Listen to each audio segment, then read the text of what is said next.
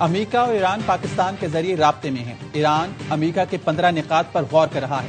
نائب وزیر اعظم اسحاق ڈار کہتے ہیں ترکیہ اور مصر سمیت دیگر ملک بھی سفارتی عمل کی حمایت کر رہے ہیں۔ پاکستان امن کے فروغ کے لیے پرعزم ہے۔ خطے سمیت دنیا بھر میں استحکام کو یقینی بنانے کے لیے کوششیں جاری رکھے ہوئے ہیں۔ مکالمہ اور سفارتکاری ہی آگے بڑھنے کا واحد راستہ ہے۔ CNN کا کہنا ہے امریکی اہلکاروں نے بتایا پاکستان میں ایک میٹنگ کے لیے کام کر رہے ہیں جو رواں ہفتے ہو سکتی ہے۔ امریکی نائب صدر پاکستان جا سکتے ہیں۔ میٹنگ کے لیے ترکیہ کا آپشن بھی موجود ہے۔ وال اسٹریٹ جرنل کا کہنا ہے ڈونلڈ ٹرمپ ایران کے ساتھ تنازع 4 سے 6 ہفتوں میں نمٹانے کے خواہش مند ہیں۔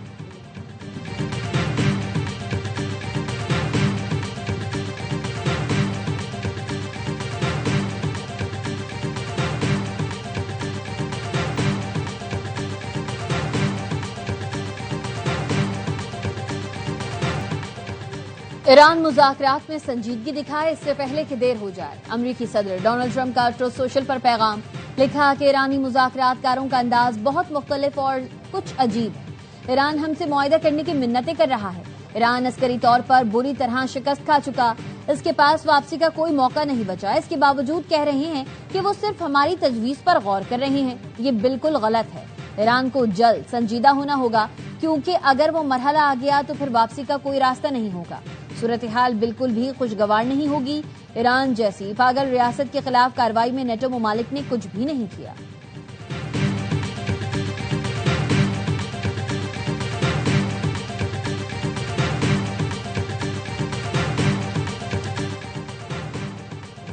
ایران نے جنگ بندی کی امریکی تجاویز مسترد کر دی۔ ایرانی وزیر خارجہ کہتے ہیں امریکہ سے مذاکرات کا کوئی ارادہ نہیں۔ امریکہ ثالثوں کے ذریعے پیغامات بھیج رہا ہے لیکن اس کا مطلب مذاکرات نہیں۔ ایران تنازع کا مستقل خاتمہ چاہتا ہے۔ سیاسی تصفیے میں نقصانات کا ازالہ شامل ہونا چاہیے۔ جنگ سے تباہی کا معاوضہ دیا جائے۔ معاہدے کے لیے احتساب اور تابعین نوع کی یقین دہانی ضروری ہے۔ مصری وزیر خارجہ کا کہنا ہے کچھ کوتاہیاں سامنے آئی ہیں۔ پاکستان اور ترکیہ سے مل کر کشیدگی کم کرانے کی کوشش کر رہے ہیں۔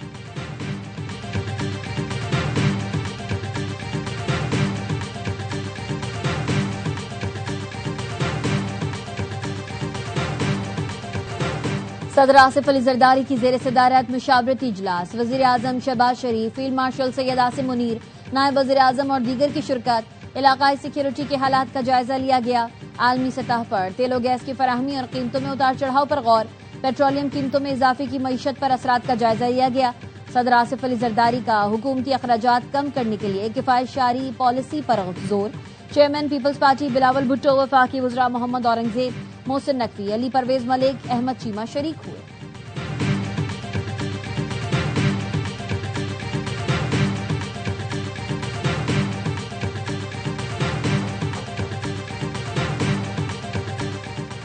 وزیر اعظم شہباز شریف کا ایک روزہ دورہ کراچی، گورنر سندھ، وزیر اعلیٰ، آئی جی سندھ اور دیگر نے استقبال کیا۔ نائب وزیر اعظم اسحاق ڈار، احسن اقبال، عطا تارڑ، اعظم نذیر تارڑ اور رانا ثناء اللہ بھی وزیر اعظم کے ساتھ ہیں۔ 6:30 بجے ایم کیو ایم کا وفد وزیر اعظم سے ملاقات کرے گا۔ آئندہ مالی سال کے بجٹ پر مشاورت ہوگی۔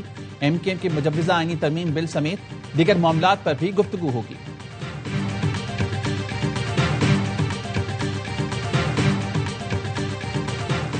خطے میں امن کے لیے سفارتی کوششوں اور رابطوں میں تیزی۔ وزیر اعظم شہباز شریف کا ملیشین ہم منصب سے رابطہ۔ شہباز شریف نے ثالثی کی کوششوں کی حمایت پر شکریہ ادا کیا۔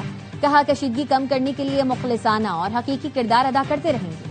انور ابراہیم نے قیام امن کی کوششوں پر خراج تحسین پیش کیا۔ دونوں رہنماؤں کا رابطے میں رہنے پر اتفاق۔ وزیر اعظم کی چینی سفیر سے ملاقات۔ کہا علاقائی استحکام کے لیے پاکستان کا کردار تعمیری ہے۔ اسحاق ڈار کے ترک وزیر خارجہ اور اردن کے نائب وزیر اعظم سے ٹیلی فونک گفتگو۔ کشیدگی میں کمی کے لیے مسلسل سفارتی کوششوں کی اہمیت پر زور دیا۔ امن اور علاقائی استحکام کے لیے عزم کا اعادہ کیا۔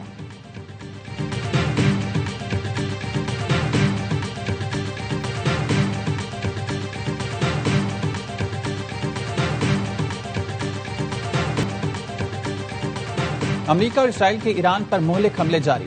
شہداء کی تعداد 1937 ہو گئی۔ وحشیانہ حملوں میں 240 خواتین اور 212 بچے بھی لقمہ اجل بنے۔ متعدد اسپتال، اسکول اور کھیل کے میدان ملیہ میٹ ہو چکے۔ شہری ڈھانچے اور اہم تنصیبات کو شدید نقصان پہنچا۔ اسرائیل شہری علاقوں کو نشانہ بنا رہا ہے۔ اسرائیل کا پاسداران انقلاب بحریہ کے کمانڈر علی رضا کو شہید کرنے کا دعویٰ۔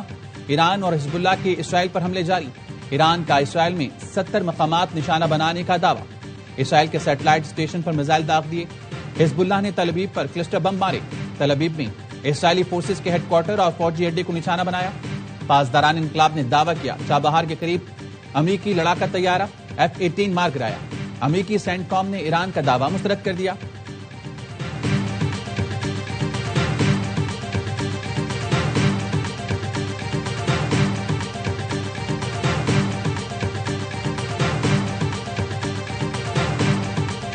ایران کے خلیجی ممالک پر فضائی حملے، ابوظہبی میں میزائل کا ملبہ گرنے سے 2 افراد جاں بحق، 3 زخمی ہو گئے۔ حکام نے بتایا فضائی دفاعی نظام نے بیلسٹک میزائل کامیابی سے تباہ کر دیا، ملبہ سویحان اسٹریٹ پر گرنے سے 2 اموات ہوئی۔ متحدہ عرب امارات، کویت، بحرین، سعودی عرب، قطر اور اردن کی جانب سے ایرانی حملوں کی شدید مذمت۔ مشترکہ اعلامیے میں کہا حملے خود مختاری، علاقائی سالمیت اور عالمی قوانین کی کھلی خلاف ورزی ہیں۔ ایران یا اس کے حمایت یافتہ گروہوں کے حملے ناقابل قبول ہیں۔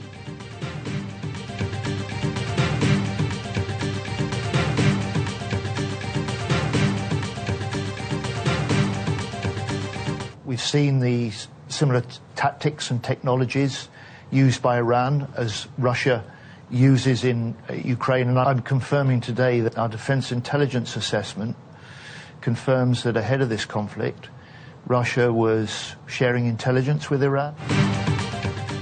ایران کے پیچھے روسی صدر پیوٹن کا ہاتھ ہے۔ برطانوی وزیر دفاع جان ہیلی کا کہنا ہے کہ مشرق وسطی تنازع سے قبل روس نہ صرف ایران کو انٹیلیجنس معلومات فراہم کر رہا تھا بلکہ تربیت بھی دے رہا تھا۔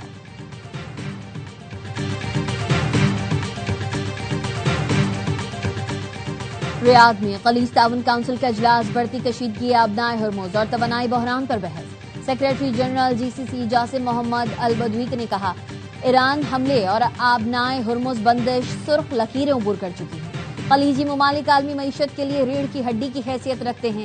ایران جان بوجھ کر GCC ممالک کو نشانہ بنا رہا ہے۔ خلیجی ممالک میں میزائل اور ڈرون حملوں سے عام شہری مارے گئے۔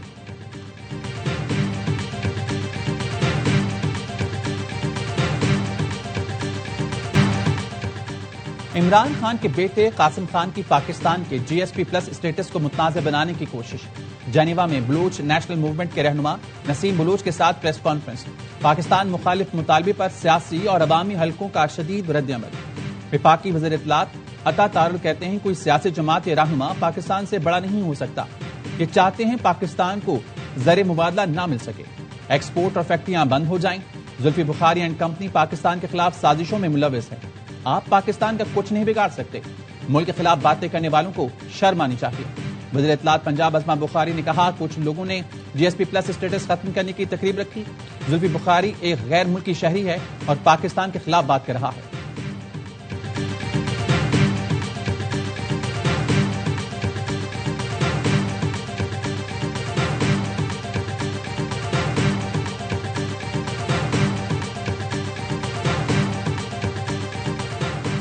الیکشن کمیشن نے مراد سعید کو ڈی نوٹیفائی کر دیا۔ خیبر پختونخوا سے سینٹ کی نشست خالی قرار دے دی۔ انسداد دہشت گردی عدالت نے PTI رہنما کو 10 سال قید کی سزا سنائی تھی۔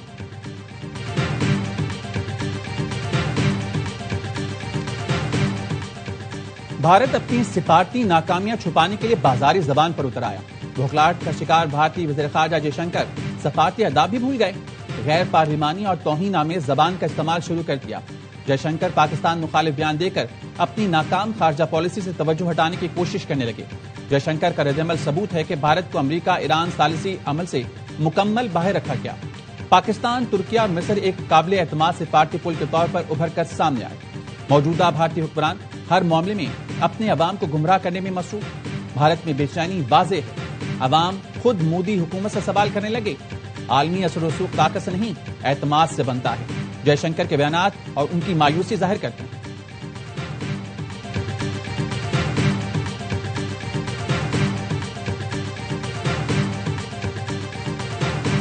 You also asked me about the Indian external affairs remarks yesterday.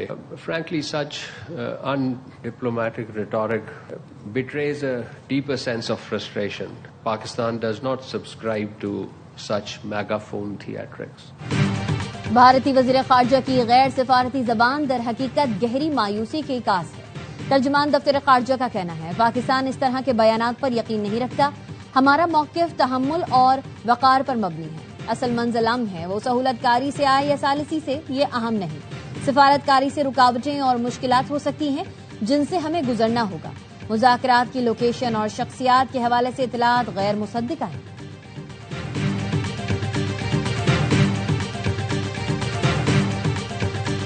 انتظار کی گھڑیاں ختم. HPL PSL کا آج سے آغاز. ملک میں کرکٹ کا سب سے بڑا میلہ سجنے میں 1 گھنٹہ باقی. پہلی بار 8 ٹیمیں ٹائٹل کی جنگ لڑیں گی. سیزن 11 کے افتتاحی میچ میں دفاعی چیمپئن لاہور قلندرز اور نئی ٹیم حیدرآباد کنگز مین پنجہ آزمائی کریں گی.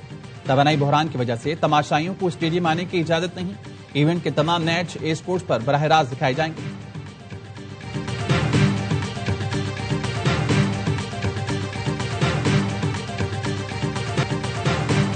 رنز بناؤں گا، ٹیم کو کامیابیاں دلاؤں گا. کراچی کنگز کے کپتان ڈیوڈ وارنر سیزن 11 میں اپنی اور ٹیم کی شاندار کارکردگی کے لیے پر امید. کہتے ہیں اس بار ٹیم کا کمبینیشن بہترین ہے.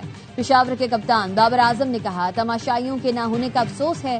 ملتان کے آسٹریلوی کپتان ایسٹن ٹرنر نے PSL کو بہترین کرکٹ لیگ قرار دیا.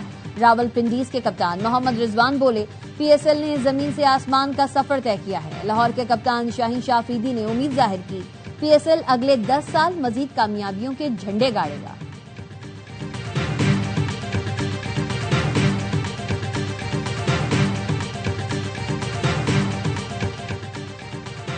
کرکٹ اور کامیڈی کا تڑکا ایک ساتھ. ہر لمحہ پرجوش پاکستان سپر لیگ اسپیشل لا رہا ہے ریکارڈز اور تبصروں کا طوفان. باسط علی اور کامران اکمل کے جاندار تبصرے، عادی اور مصطفیٰ چودھری کی شرارتیں، شاہد ہاشمی اور نجیب الحسنین کی ماہرانہ رائے، وسیم بادامی کے معصومانہ سوالات. آج ہوں گی اداکارہ ہاجرہ یامین مہمان. پروگرام دیکھیے آج رات سے روزانہ رات 11:03 پر.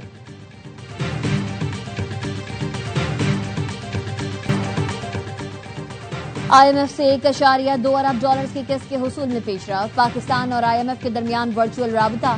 IMF نے پاکستان کو memorandum of economic and financial policies کا مسودہ بھجوا دیا.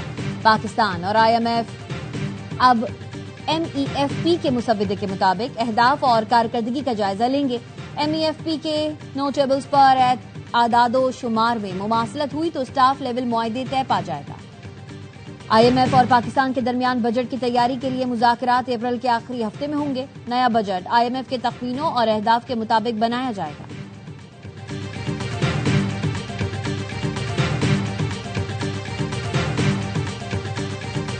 وزیر داخلہ اور انسداد منشیات محسن نقوی کا anti narcotics force headquarters کا دورہ. کہا نئی نسل کو منشیات کی لعنت سے بچانے کے لیے ہر سطح پر بھرپور کریک ڈاؤن جاری رہے گا. تعلیمی اداروں میں منشیات کے استعمال کے خلاف آگاہی مہم کو مزید مؤثر بنایا جائے. محسن نقوی نے انسداد منشیات کے لیے مؤثر کارروائیوں پر ANF کی کارکردگی کو سراہا.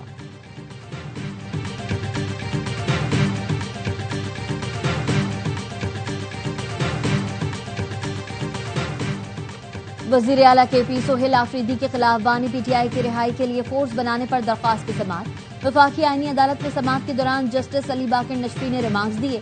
سیاسی بیانات پر عدالت مداخلت نہیں کر سکتی. ٹھوس شواہد یا فورس بنانے کا نوٹیفیکیشن جاری کیا ہو تو دکھا دیں. وکیل نے ثبوت پیش کرنے کے لیے مہلت مانگی. ریاستی اداروں پر گمراہ کن الزامات اور ساکھ متاثر کرنے کے کیس میں ڈسٹرکٹ اینڈ سیشن کورٹس اسلام آباد نے عدم حاضری پر وزیر اعلیٰ سہیل آفریدی کے ناقابل ضمانت وارنٹ گرفتاری جاری کر دی.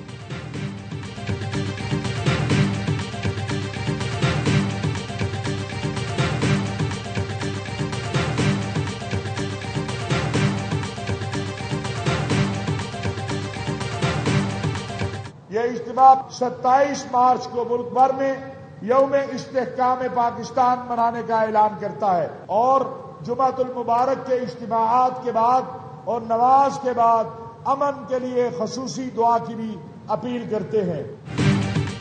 پاکستان ہے تو ہم سب ہیں. کل پورے ملک میں یوم استحکام پاکستان منایا جائے گا. چیئرمین پاکستان علماء کونسل حافظ طاہر محمود اشرفی کہتے ہیں پاکستان خطے میں امن کے لیے کلیدی کردار ادا کر رہا ہے.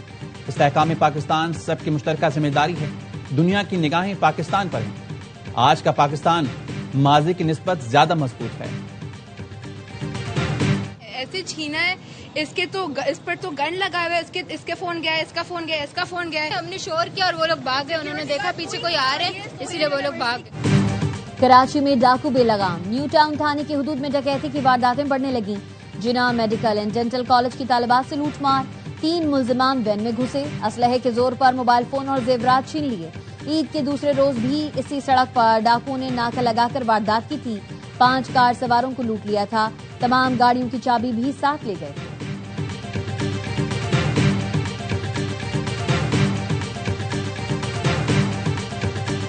بنگلہ دیش میں مسافر بس فیری پر چڑھتے ہوئے بے قابو ہو کر دریا میں جا گری، 26 افراد جاں بحق۔ حادثہ ڈھاکہ سے تقریباً 100 کلومیٹر دور ضلع راجواڑی کے علاقے میں پیش آیا، بس میں 50 مسافر سوار تھے۔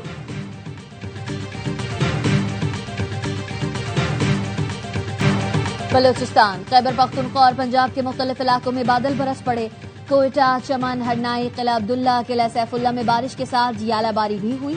خوشاب، پنڈی بھٹیاں، لکی مروہ، ڈیائی خان، کرک سمیت مختلف علاقوں میں تیز ہواؤں کے ساتھ بادل برسے۔ کراچی میں بھی صبح سویرے بارش ہوئی، محکمہ موسمیات کی بارش کا سلسلہ مزید جاری رہنے کی پیشگوئی۔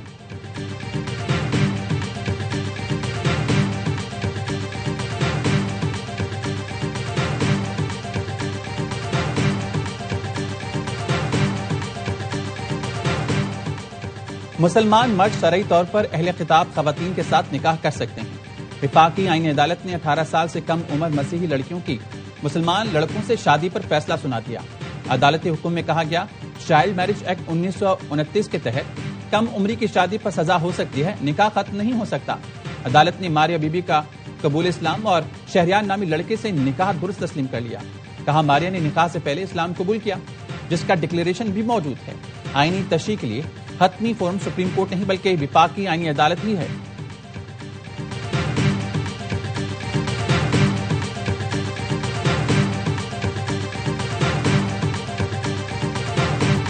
سیشن عدالت لاہور میں گلوکار علی ظفر کا میشا شفیع کے خلاف ہتک عزت کیس، عدالت نے گلوکار علی ظفر کے دعوے پر سماعت مکمل کر لی۔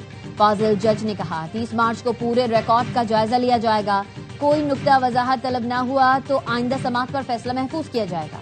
علی ظفر کے وکیل نے تحریری دلائل میں موقف اختیار کیا، میشا شفیع نے شواہد نہیں دیے، بس الزام لگایا۔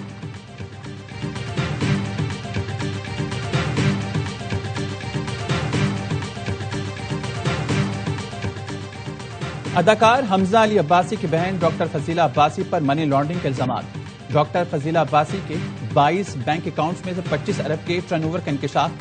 ایف آئی کا کہنا ہے، ڈاکٹر فضیلہ کے ڈکلیئر سالانہ آمدن 4 سے 6 لاکھ روپے بتائی گئی۔ ڈاکٹر فضیلہ عباسی پر غیر قانونی طور پر رقوم امریکہ اور دبئی منتقل کرنے کا الزام ہے۔ رجسٹریشن کے بغیر غیر قانونی طور پر کلینک چلانے کا بھی الزام۔ ایف آئی نے 2 الگ الگ مقدمات درج کر لیے۔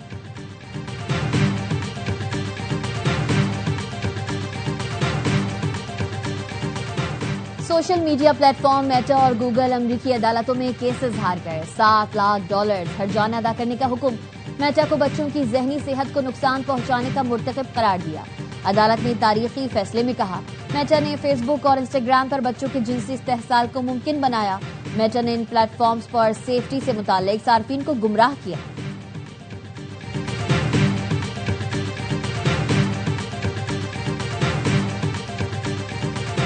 اور سبالینکا کا کوئی جوڑ نہیں، عالمی number 1 tennis star Miami Open کے سیمی فائنل میں پہنچ گئی۔ بیلاروسی کھلاڑی نے کوارٹر فائنل میں امریکی حریف کو اسٹریٹ سیٹس میں پچھاڑا۔ مردوں کے ایونٹ میں فرانس کے آرتھر پلس نے سرپرائز کر دیا، امریکہ کے ٹومی پال کو سخت مقابلے میں زیر کر کے فائنل 4 میں انٹری دے دی۔